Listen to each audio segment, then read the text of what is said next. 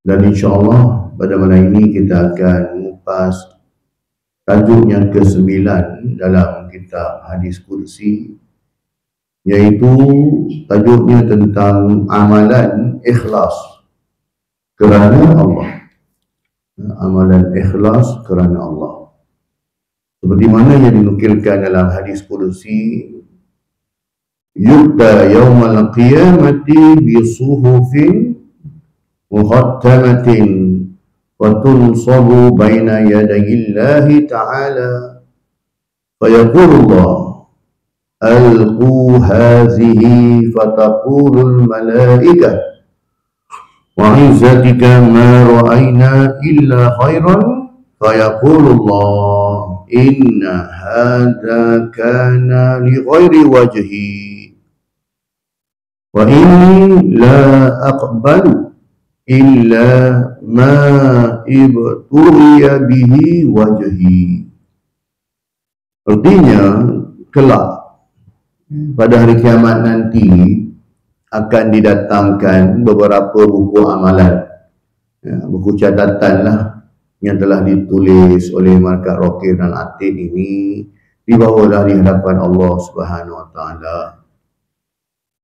Baru bawa tuan, belum buka lagi tu. Baru bawa. Jadi malaikat bawa buku ni di hadapan Allah SWT. Belum bentang lagi.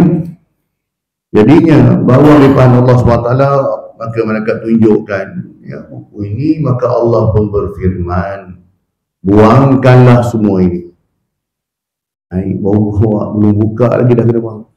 Buanglah semua ini. Malaikat berkata, demi kekuasaan Engkau ya Allah, kami tidak melihat di dalamnya malaikat yang baik-baik sahaja.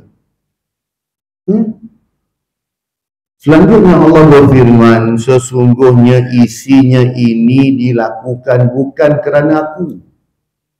Memang solat dia cantik, memang sedekahnya banyak, memang zikirnya hebat, tapi bukan kerana aku.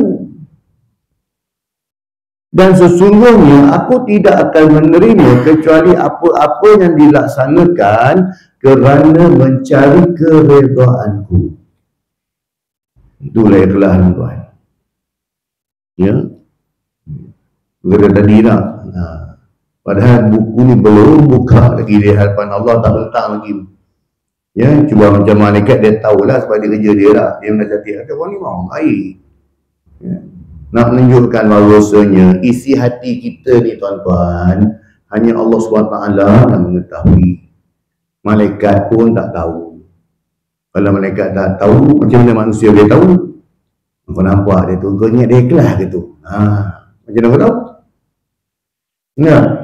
Macam mana kau tahu? Malaikat pun tak tahu. Kau beritahu hebat lah kau. Jangan aku tengok tu betul ikhlas, lillahi ta'ala dia buat tu. Kita kalau tak boleh cakap orang dia betul ikhlas. No.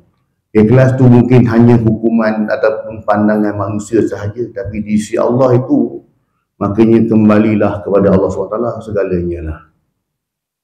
Sebab tu bila mana dalam bab kematian pun, bila mana kita lepas kita solat jenazah tu, bila imam kata apa kita saksikan ke atas jenazah ini, makanya bagi kita yang tahu zahir ialah tak, maka kita tahu dia ni memang dia orang baik, maka kita doakan semoga dapat ada kebaikan. Tapi kalau kita tahu dia memang tak baik, tak boleh kita kata baik juga. Sebab kita tahu, kita personal kita tahu. Ini dia dekih yang aku dulu ni, hutang tak bayar-bayar ke ni. Ni dekih yang aku dulu ni. Dia tak boleh ni. Ni dulu dia scam aku ni. Jadi takkan kita kata baik pula. Lagi yang mana yang tak tahu ataupun orang yang nampak dia segi zahir dia baik, apalah kan. Mungkin doa je lah, terdoa je. Jadi itulah ikhlas. Yang mana ikhlas ini siapa pun tak tahu, hanya Allah SWT saja yang tahu. Hadis Qudsi riwayat Bazzar dan juga At-Tabrani dalam dua sanad. Atau di antara perawinya termasuk perawi Al-Jami'us Sahih. Diberitakan kepada kita dalam hadis Qudsi tersebut bahawa di antara buku catatan harian yang sudah dicatatkan itu baik isi kandungannya, yang akan menempatkannya pada tempat yang tinggi kelak. Lepas tu bila mana kita ibadah, malaikat menulis kadang apa yang nampak pada kita. Ya. Okey pada kita nak kata tak. Lepas kita solat, jadi malaikat ni dia akan bawa solat kita naik ke atas. Di hadapan Allah tak. Maka Allah tanya pada malaikat, apa benda yang kau bawa ini? Ya.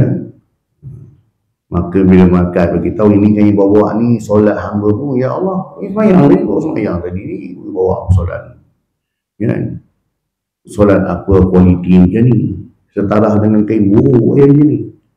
Kau balik kau campak ke muka dia. Jadi, apa dia beritahu? Malaikat itu kerja dia itu je lah. Kalau dia tahu pada awal, solat kita ni kualiti macam kain buruk, dia pun tak buat naik atas. Kita adalah kita ni ada proposal, kita kena orang atas dengan mana bos yang besar-besar dah. Memang dulu lah proposal ni. Kau kan dengan CEO kau baik kan. Ambil aku proposal ni. Oh, jumpa tengok kan. Kita pun okey kan. Kan? Tak ada masalah, boleh buat lah. Ambil bawa nak pergi pejabat tu, tengok sikit-sikit. Ma'ai ejaan punya dah banyak salah. Tengok bayang kewangan kau dah berapa kau ni pakai ChatGPT ke apa benda kau buat ni. Tu kapu-kapu tengok kan. Projek tu punya dengan nilai berapa je pun lah, tapi dia claim pun. Lepas tu buat tengok dengan ejaan tak betulnya apa semua. Dengan kualiti macam ni, aku nak buat bos tak payahlah. Sebab apa? Tadi aku kena hampuk. Kan? Apa punya kawan kau ini, kualiti kawan kau, kau berkawan dengan orang macam ni. Ini kualiti kau berkawan. Kata kita lah, tak apalah kita sama-sama manusia.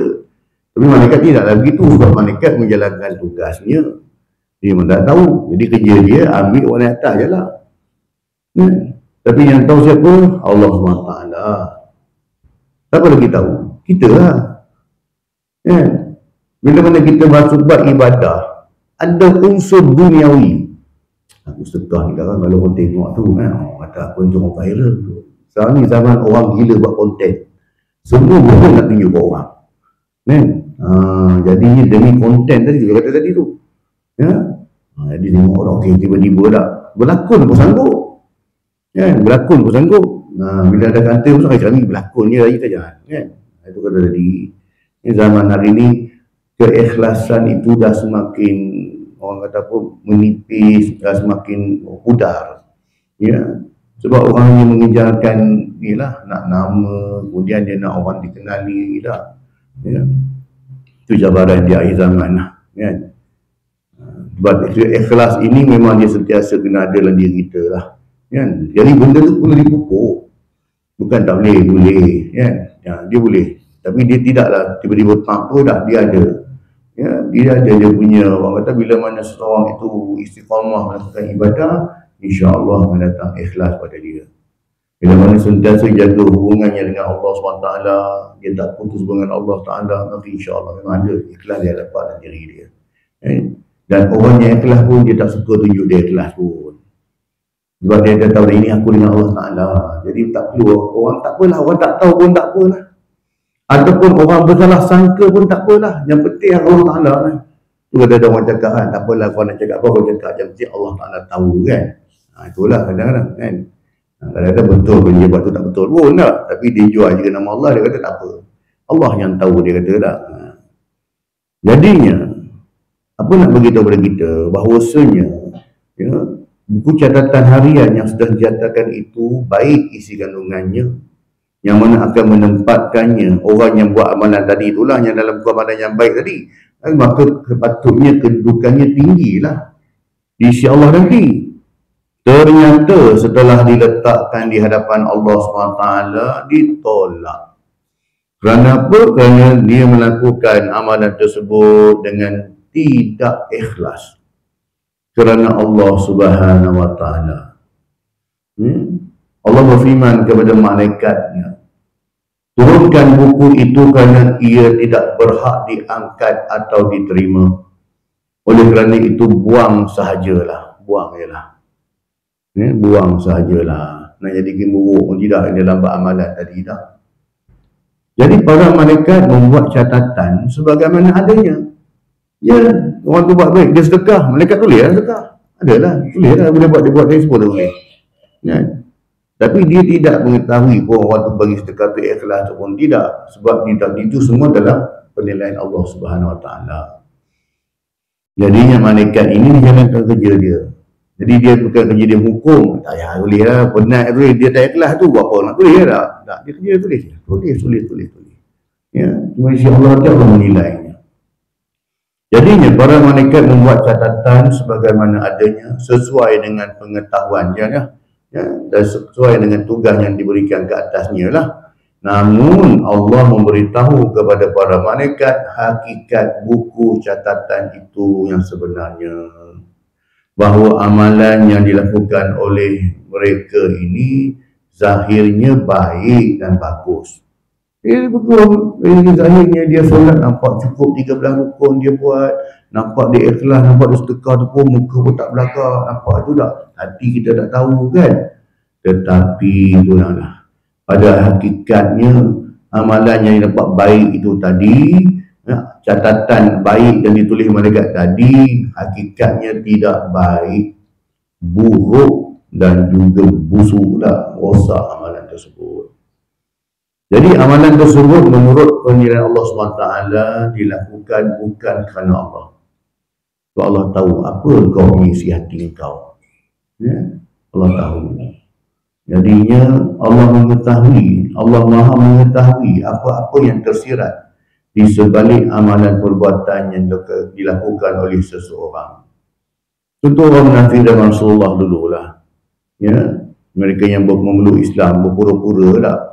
Ya. Jadi para sahabat tak tahu pun siapa dalam kalangan mereka ni orang munafik kecuali Abdullah bin Ubay tu ya. Rasulullah tahulah sebab dia beri wahyu. Ya. Tapi sahabat tak tahu. Ya. Nampak amalan macam ikhlas, nampak juga tidak. Si Allah tidak. Jadinya bila mana? Ya, kenapa jadi begitu? Sebab ya amalan tersebut ya orang itu dia mengetahui. Allah Ta'ala mengetahui orang yang tersebut dia melakukan amalan yang baik bukan kerana Allah, akan tetapi kerana riya, nakkan tunjukkan pada orang. Alladzina hum yura'un. Buat satu benda nak menunjuk ke orang supaya dapat pujian, dapat like. Kerana orang macam itulah. Sila komen, like and share lah. Like and share. Jadi komen benda yang dia buat baik tadi tu. Ya, pergi tolong orang niaga tepi jalan, tengok orang susah pergi tolong kan. Sila komen, like dan share ya untuk video seterusnya. Jadi kenapa? Kerana itu. Kemudian dia nak apa lagi? Kerana dia ingin dipuji dan disanjung. Nakkan pujian dan juga dan sanjungan. Kerana apa lagi? Kerana ingin mendapat kehormatan dan lain-lain sebagainya. Allah tidak akan menerima amalan perbuatan yang dilakukan bukan kerana Allah. Tidak menerima segala sesuatu yang dilaksanakan dengan tidak ikhlas kerananya. Berkenaan dengan hadis di atas, ternyata juga beberapa ayat terdapat beberapa ayat yang berkaitan dengan ikhlas ini. Yang pertamanya, ikhlas ini mestilah tidak terdapat padanya unsur-unsur yang mensyirikkan Allah Ta'ala. Dalam surah Az-Zumar ayat yang ketiga, A'udzubillahi minasyaitonirrajim. Ala lillahi dinul khalis. Ingatlah hak yang wajib dipersembahkan kepada Allah SWT ialah segala ibadat yang bawaan yang suci bersih dari segala rupa syirik. Apa itu syirik tadi? Bila mana dia nakkan buat sesuatu itu mengharapkan penghormatan, mengharapkan sanjungan orang. Dia buat sesuatu itu dengan harapan dia buat ibadat dengan tujuannya apa? Orang bayar dekat dia, dapat dari income dia. Keduanya, buat amalan itu mestilah ikhlas semata-mata kerana Allah. Dalam surah Az-Zumar juga ayat yang ke-14 disebutkan, Qulillaha a'budu mukhlishan lahu dini. Artinya, katakanlah lagi, Allah jualah yang aku sembah dengan mengikhlaskan amalan agamaku kepadanya. Buang segala unsur-unsur kepentingan duniawi dalam perkara ibadah nak. Bila sebut ibadah ni kita fokus solat saja, apa saja urusan kita lah. Bekerja pun kerana Allah, cari rezeki kerana Allah, semuanya kerana Allah. Maka bila kita buat dengan demikian, walaupun ini urusan dunia, maka currency-nya bertukar menjadi pahala. Nah, pergi kerja, pergi bersukan, pergi apa benda yang kita buat lah, tapi kerana Allah, untuk tujuan kebaikan untuk agama Allah. Kemudiannya orang yang ikhlas ini juga disebutkan dalam surah An-Nisa, ya, ayat yang ke-146.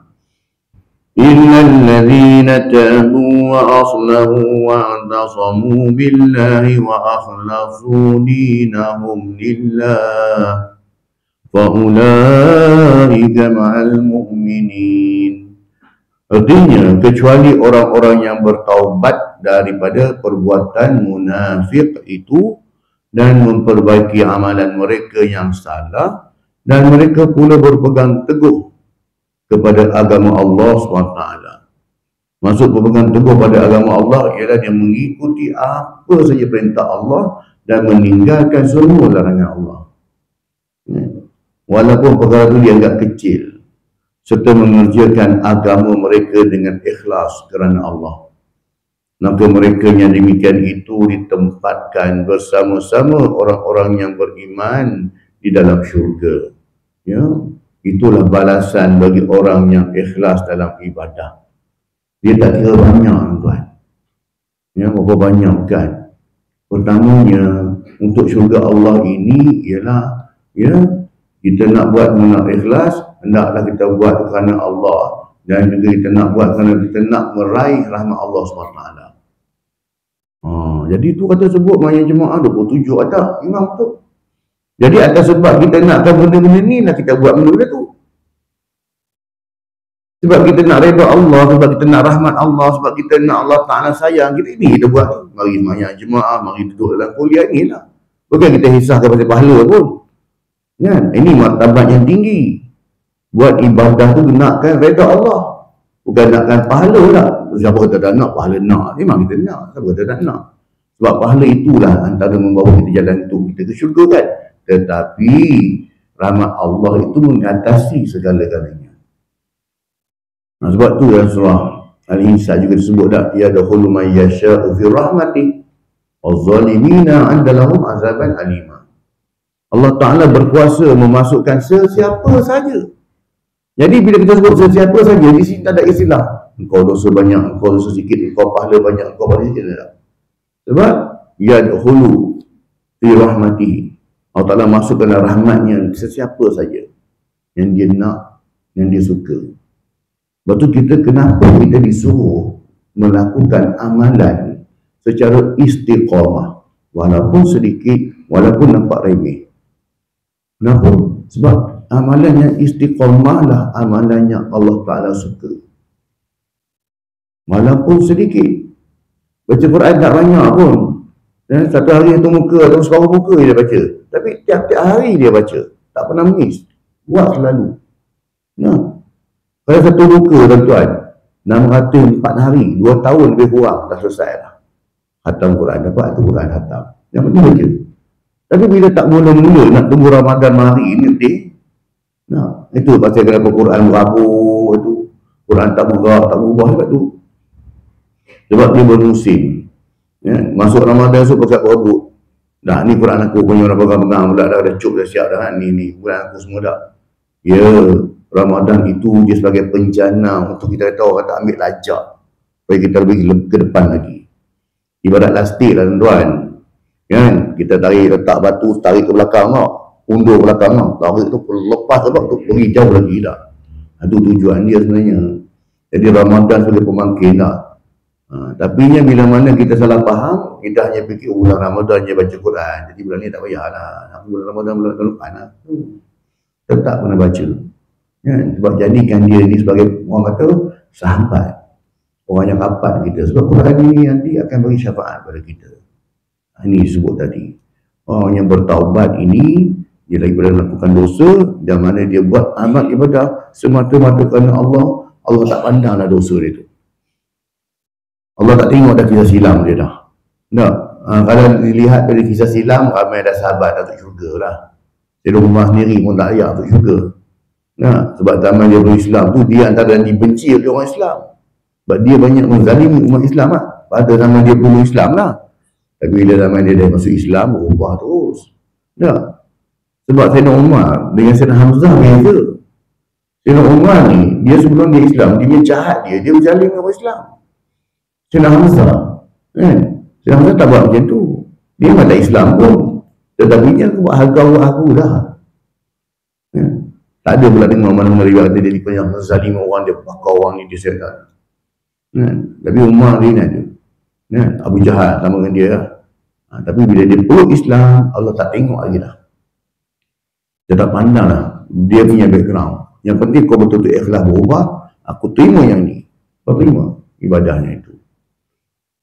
Kemudiannya dalam ayat yang lain, dalam surah Al-A'raf ayat ke-29, وَأَقِيمُوا وُجُوهَكُمْ عِنْدَ كُلِّ مَسْجِدٍ وَادْعُوهُ مُخْلِصِينَ لَهُ الدِّينَ. Katakanlah, Tuhanku menyuruh berlaku adil pada segala perkara dan menyuruh supaya kamu hadapkan muka dan hati kamu kepada Allah dengan betul pada tiap-tiap kali mengerjakan sembahyang. Sembahyang tu sungguh-sungguh buat kerana Allah, jaga dengan tertib, jaga rukun-rukunnya, berhati-hati dengan perkara yang membatalkan solat. Nah, jangan buat lebih pada 3 kali, jangan kita buat sembahyang tu dah ada dah mana. Ya, bacaan dalam solat pun kena jaga, sebutan tu biarlah betul. Jangan kita nak laju je. Subhanallah rabbiyal a'la azim ni lah. Dia tak subhanallah. Dia laju tak. Jangan. Ya, sebut elok. Bukan untuk Allah. Allah tak nak masalah, kita yang salah. Sebab kata sebutan kita tidak sempurna tadi tu menyebabkan kita punya pahala kita tak sempurna lah, sebab tak sebut elok. Kan? Sebab tak sebut elok. Tadi disebut dengan tertib, dengan sempurna, maka dapatlah maka penuh. Ya? Dan beribadahlah dengan mengikhlaskan amal agama kamu kepada-Nya semata-mata. Jangan letak apa saja kepentingan dunia, letak kerana Allah lah. Letaklah kerana Allah. Dalam surah Al-Bayyinah juga disebut tentang apa, iaitu bila mana kita melakukan ibadah ini sudah pastilah akidah kita mantap, dengan tegak, teguh. Wa ma umiru illa liya'budullaha mukhlishina lahud-din hunafa'a wa yuqimus salata wa yutuz zakata wa dzalika dinul qayyimah. Padahal mereka tidak diperintahkan melainkan supaya menyembah Allah dengan mengikhlaskan ibadat kepadanya, lagi tetap teguh di atas tauhid, dan supaya mereka mendirikan sembahyang serta memberikan zakat. Dan yang demikian itulah agama yang benar. Untuk orang yang ikhlas dalam beragama, pada dia ibadah-ibadah ini bukanlah benda yang menyukarkan, bukanlah benda yang menyusahkan. Bila dia ikhlas dalam beribadah, tak ada masalah. Kadang-kadang semua orang dalam beribadah ni, dia tahu pun tak nampak keikhlasannya. Bila matang je dekat-dekat bulan Ramadan, Allah, minggu depan nak puasa lah. Susah hati lah kan. Dia susah hati lah. Kedai mamak mana yang buka apa ni. Sebab apa? Ya, sebab bulan tahun lepas aku buat macam ni. Jaim dah buat operasi lah. Dah kena buat ni, dah kedai ni. Kedai mana dah kena cari. Susah hati. Pada dia ibadah itu menyusahkan. Mari waktu semayang, alamak, dah maghrib pula, baru nak ni tak. Jadi kalau ada lah benda dalam hati kita tergerak macam tu, makanya banyak-banyaklah kita istighfar balik, betulkan balik kita punya alignment. Ya, kita punya hati kita betulkan balik lah. Sebab ibadah tu tak menyusahkan. Dengan ibadah yang kita buat 30 minit inilah, satu waktu kita ambil anggaran 6 minit, 6 kali 5, 30. Campur dengan doa sekali lah, baca ayat kursi semua sekali lah. Anggaran macam tu je. 30 minit ini menentukan kita kekal selama-lamanya dalam syurga nanti. Itu ibu isi lah. Sehari Allah Ta'ala bagi 24 jam kot. 24 jam. Yang wajib kita buat mesti buat sehari semalam ni cuma 30 minit. Lagi 23 jam 30 minit itu kan tak engkau lah. Kalau ikut bahasa macam tu lah. Kalau kita hanya menjadi yang wajib saja tak. Satu hari tu malam tak. Sebab sahabat pun tanya kepada Rasulullah, ya Rasulullah, boleh tak aku masuk syurga kalau aku hanya menjadi benda basic je? Dalam Islam benda basic je. Aku hanya berpuasa di bulan Ramadan. Puasa 6 pun tak ada, Isnin Khamis pun tak ada. Nah, aku hanya buat solat fardu 5 waktu saja. Duha pun tak ada, tahajud pun tak ada. Mana dah buat je ni je. Kan? Zakat dapat aku bayar. Zakat pun zakat fitrah saya bayar. Kan? Yang wajib bagi atas aku. Kalau ada kena wajib bayar zakat, dia bayar kan. Maksudnya benda basic dalam Islam. Dia tak lebih benda tu. Boleh tak aku masuk syurga? Juga apa yang Rasulullah? Boleh. Nah, walaupun dia berjaga dengan basic saja. Tapi kita tengok juga lah, dia tak nak sahabat. Kita ni karang, keluar karang, salah letak slipper, masuk pintu sana, keluar pintu sana. Tak jumpa slipper kita dah maki orang. Dah mula maki orang, suuzon. Tak apa, ambil slipper aku tak guna, betul lah. Kena bagi, ni lah, slipper aku beli dah hilang orang cari. Bukan hati masuk pintu sana tadi. Oh ya ke? Baru lepas mayang dah. Itu kita lah tu. Baru buat baik nak cerita ke orang dah. Baru kita rasa kita hebat sikit dah. Tak kata aku bagus dah. Itu masalah kita. Jadi kita sebab itulah kenapa Rasulullah anjurkan juga banyakkan bersedekah. Kalau kita tak bagi kena zakat pun banyakkan bersedekah. Itu juga antara perkara yang dapat membantu kita dalam menyempurnakan ibadah-ibadah wajib kita tu. Kemudian dalam surah Al-Kahfi ayat 110 disebutkan juga, فَمَنْ كَانَ يَرْجُو لِقَاءَ رَبِّهِ فَلْيَعْمَلْ عَمَلًا صَالِحًا وَلَا يُشْرِكْ بِعِبَادَةِ رَبِّهِ أَحَدًا. Ayat ini menarik tuan. Kenapa kan? Katakanlah wahai Muhammad, sesungguhnya qul innama ana basyarum mislukum. Katalah sesungguhnya aku ni manusia macam kamu. Sama je kita ni, kata Rasulullah. Allah Ta'ala bagi tahu Rasulullah, suruh bagi tahu pada umat kita kan. Engkau Muhammad, qul innama ana basyarum mislukum yuha ilayya annama ilahukum ilahu wahid. Katakanlah Muhammad bahawa sesungguhnya engkau ni sama je, sama macam manusia lain. Sebab tu ada orang salah faham. Wahyu ni tak turun pada Muhammad, tak turun pada orang lain pun boleh. Sebab apa? Dia faham yang ni. Dia kata Rasulullah sabut betul. Tetapi ada batasan gitu. Yuha ilayya annama ilahukum ilahu wahid. Cuma bezanya antara aku dengan kamu ialah aku diberi wahyu. Rasulullah diberi wahyu, para nabi diberi wahyu. Dan mereka ini manusia pilihan Allah. Bukannya Allah orang kata main orang kata kita sebut apa melempar batu tengok siapa kepala terkena tu angkau lah nanti. Bukan je macam tu. Para nabi mana ditentukan dari pilihan oleh Allah Subhanahu Wa Taala adapun. Suatu perjalanan hidup para nabi ini daripada kecil lebih besar diuji mereka ini. Daripada kecil diuji sampai dia menjadi nabi. Kan? Jadinya atas sebab itu faman kana yarju liqa'a rabbih. Barang siapa yang mana dia berhajat, dia berharap untuk bertemu dengan Tuhannya, makanya Allah Ta'ala beritahu boleh nak bertemu dengan aku, boleh, tak ada masalah. Syarat dia falyamal amalan salihah, hendaklah dia beramal dengan amalan soleh. Apa itu amalan soleh? Amalan yang mana dijauhi daripada perbuatan-perbuatan yang merosakkan amalan tadilah, syirik, riya, bongkar, ujub. Dan juga apa lagi? Dan juga wala yusyrik bi ibadati rabbih ahada. Jangan dia mensyirikkan ibadatnya. Tak penting kita tuan. Kan? Jangan dia mempersekutukan sesiapa pun dalam ibadahnya kepada Tuhan. Macam mana ibadah boleh menyebabkan syirik? Kita semayang pun dah semayang jemaah kan. Syirik je lah mana ni, semua menghadap kiblat, bukan kita menghadap tokong, menghadap berhala lah. Macam mana boleh kata Allah Ta'ala sebut jangan mensyirikkan, jangan syirik dalam ibadat.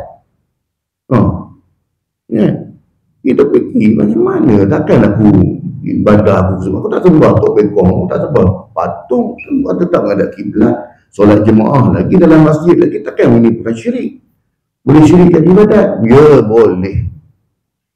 Seseorang itu dia boleh mensyirikkan ibadatnya dengan cara bila ada penyakit riak tadi ni. Kan dia syirik khafi lah. Bila mana dia mengharapkan ihsan orang, pujian orang, kehormatan daripada orang semua. Semayang dia harapkan penghormatan orang. Sedekah dia semua. Apa saja ibadah dia buat? Orang pergi haji, dia pergi haji, balik haji ke orang sibuk. Kan? Panggil nama dah marah. Haji yang haji. Yang lupa lah. Kan? Mengharapkan apa? Bagi rupanya nakkan title. Kan? Jadi kita sebab itu tadi. Walaupun dia solat, tapi rupanya boleh juga ya. Bukanlah syirik, maksud jalan syirik dalam bentuk penyembahan berhala, tidak. Tapi ibadahnya itu, bila dia mengharapkan pahala, ganjaran, kebaikan, bukan daripada Allah. Dia nak harapkan manusia. Kau orang tengok aku sekarang, puji aku ni, bagus ni. Itu kata hari ni manusia laparkan kepada like. Kan? Sila like, comment, share tadi tu. Ini manusia laparkan. Sebab tu dia sanggup buat konten yang tak apa-apa, konten yang berlakon untuk orang macam tu pun demi nak tarik like orang suka. Kemudian dalam hadis kursi yang lain juga Nabi SAW pernah menyebutkan sebagaimana berikut. Yaqulullahu azza wa jalla, man amala li amalan asyraka bihi ghairi fahuwa lahu kulluhu wa ana minhu bari'un wa ana aghnal aghniyai anisyirk. Allah SWT berfirman, barang siapa yang beramal untukku tetapi di dalam amalannya itu dia menyekutukan aku. Ini sebut tadi ni. Nah, dia menyekutukan Allah dalam amalan. Ya. Maka amalan itu adalah untuk dirinya. Menjadi tanggungjawabnya sendiri. Maksudnya kau nak pahala kau bercari lah. Jangan minta ke Allah. Ya. Pada semayang bukan main lagi darah tak. Jangan minta ke Allah. Ya. Aku berlepas diri, kata Allah Ta'ala. Aku berlepas diri daripadanya dan aku tidak memerlukan persekutuan. Jangan sekali-kali mensyirikkan Allah. Betul ini. Antara golongan yang awal akan dibangkitkan di hadapan Allah, 3 golongan yang kita baca hadis ni.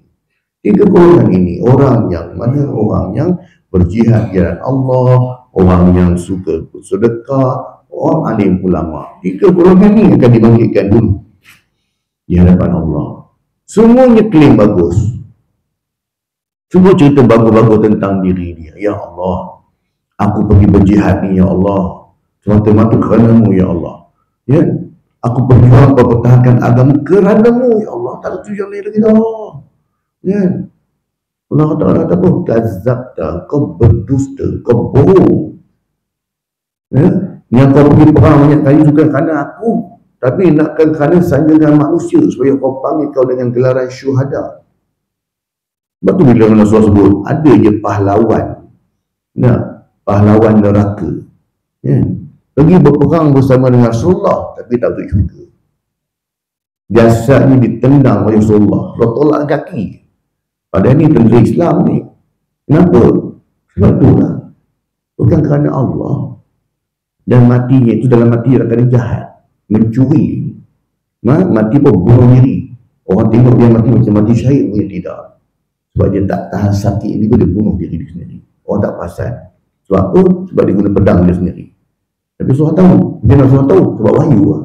Wahyu yang beritahu. Ya. Seorang yang mencuri, dia tengok musuh dia dan dia dewaskan. Oh cantik selendang dia pakai ni lah. Ni kalau orang dapat kat rumah aku ni bagus ni. Selendang mahal ni sutra tu susah ni. Ini position baru ni, dicuri. Padahal harta rampasan itu bukan hak dia. Semuanya kena letak di hadapan Rasulullah dulu. Rasulullah tentukan siapa yang nak tak, dia booking dulu. Itu yang itu anak. Kita tak ada booking dalam bab harta rampasan, tetapi kita selalu booking dalam bab daging korban. Kau jangan ambil aku punya. Aku dah booking siap-siap. Bila kau sebahagian ni? Kalau dia punya bagian tak ada hal, dia bertugas je pun. Ya. Paru simpan. Hanya ambil lah. Itu yang kita punya. Simpan paru, buat substak. Kan? Ya. Kaki berbalik. Kan? Itu yang ada tadi. Maksudnya dia dah booking untuk diri dia, bukan atas keputusan jemaah, bukan pengurusi tentukan, pengurusi korban tentukan. Ya, kadang-kadang pengurusi korban tu semua nak ekor hati semua kita simpan, letak. Kan? Nanti kita masjid akan tentukan macam mana. Ada setengah masjid dia buat, dia bagi semua tu ekor tu dia kerak 7, letak dalam 7 bahagian. Macam tu. Nah, tak timbul masalah. Paru pun potong-potong letak 7 bahagian, semua dapat. Peserta semua dapat. Kan? Ini tidak. Macam tadi, kadang-kadang kita dengar hadis ni, bukan kena kat aku pun. Ini cerita hati-hati perang. Memang lah. Kita punya hujan dari korban lah. Kan? Pandai-pandai ni. Tu cerita kalau dia sanggup pergi pikul paha simpan tak bonek kereta tu. Kan? Yalah, masjid dapat 30 ekor. Mana orang nak makan? Bahagian perut dia potong kan. Orang dah potong dipikul. Yang seorang dia minat ekor. Kan? Ada tempat berapa banyak stesen ekor. Dia pergi dia potong ekor, dia simpan. Ekor. Orang nak tegur tak nak berani sebab dia pun ada dia samadi juga kan dalam JK tu. Ada orang pun. Itulah. Berhati-hatilah. Takut-takut kita dalam ibadah kita tertipu. Kita perasan macam bagus aku buat habis banyak, tapi tidak rupanya. Ya, kita yang tahu dengan Allah dan Allah Ta'ala maha mengetahui. Malaikat pun tak tahu dan Tuhan. Atas dasar itu kita ambil pengajaran bahawasanya mulai hari ini kita buat apa saja kita letak kepentingan Allah depan. Kerana Allah dulu. Dan istiqamah dalam melakukan ibadah itulah antara punca untuk menyebabkan kita beramal secara ikhlas. Tidak bermusim. Orang ada ke orang tak ada, aku tetap buat. Sikit ke banyak, aku tetap bagi. InsyaAllah adalah ikhlas. Allah jadi itulah sedikit kupasan kita pada malam ini tentang ikhlas. Dan insyaAllah pada pertemuan akan datang kita akan mengupas pula pada tajuk yang ke-10, iaitu kedudukan sifat amanah dalam diri seseorang. So apa yang baik kepada Allah SWT, sebarang kelemahan dan kekurangan semua ampun dan maaf daripada kelemahan diri saya sendiri. SWT kurniakan kepada kita kefahaman dan kekuatan untuk kita amalkan dan sampaikan insyaAllah. A'udzubillahi minasyaitonirrajim. Bismillahirrahmanirrahim. Alhamdulillahil alamin wassalatu wassalamu ala sayyidina Muhammadin wa ala alihi wa sahbihi ajma'in. Allahumma rabbana zidna ilma warzuqna fahma wa amalan maqbulah. Allahumma ja'al hadha jam'an marhuma wa tafarruqana min ba'dihi tafarruqan ma'suma. Allahumma rabbana atina fid dunya hasanah wa fil akhirati hasanah wa qina adzabannar. Wa sallallahu ala Muhammadin wa ala alihi wa sahbihi wa baraka wa sallam. Walhamdulillahil alamin. Subhanakallah wa bihamdika asyhadu an la ilaha illa anta astaghfiruka wa atubu ilaik. Assalamualaikum warahmatullahi wabarakatuh.